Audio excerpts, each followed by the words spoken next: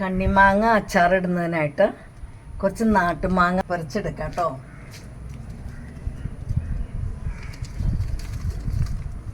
ഇത് ശരിക്ക് നാട്ടുമാങ്ങ തന്നെയാണ് കേട്ടോ. ഇതാണല്ലോ നമ്മൾ കണ്ണിമാങ്ങ അച്ചാറിടാനായിട്ട് ഉപയോഗിക്കുന്നത്. ഇത് ചെന്ന് തൊടുമ്പോഴേക്കും ചിലതൊക്കെ വീഴുന്നുണ്ട് കേട്ടോ. കേൾക്കണ്ട, വാടി കിടക്കുകയെന്ന് തോന്നുന്നുണ്ട് കേട്ടോ. വെയിലിൻ്റെ ചൂട് കാരണേ വാടിയിട്ടുണ്ട് നന്നായിട്ട്. ചിലതൊക്കെ വാടിയത് കൊള്ളില്ല, നല്ല ഫ്രഷായിട്ടുള്ളത് തന്നെ നമ്മൾ പറിച്ചെടുക്കണം.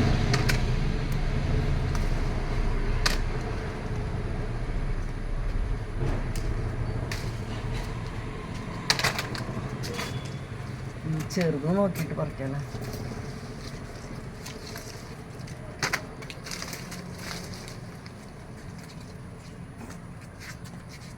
ഇതിന്മേലെ പൂവുണ്ടായിട്ടുണ്ട് കേട്ടോ.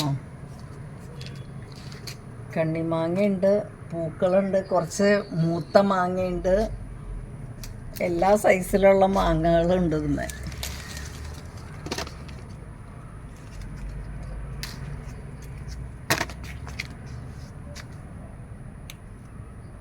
ഈ മാങ്ങ പഴുത്ത് കഴിഞ്ഞാൽ നല്ല മധുരമാണ് കേട്ടോ. പിന്നെ ഉപ്പിലിടാനും നല്ലതാണ് ഈ മാങ്ങ.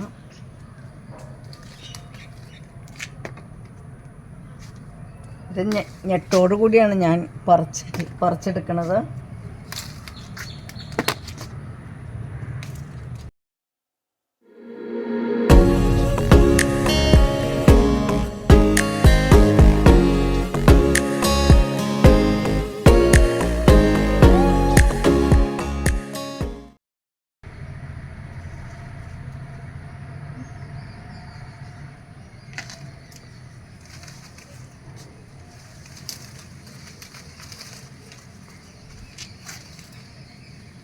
അപ്പോൾ ഈ കണ്ണിമാങ്ങ പറിച്ചെടുക്കുമ്പോൾ എനിക്ക് ഓർമ്മ വരുന്നത് അഴകിയ രാവണൻ സിനിമയിലെ വെണ്ണിലാ ചന്ദനക്കിണ്ണം എന്ന പാട്ടാണ്.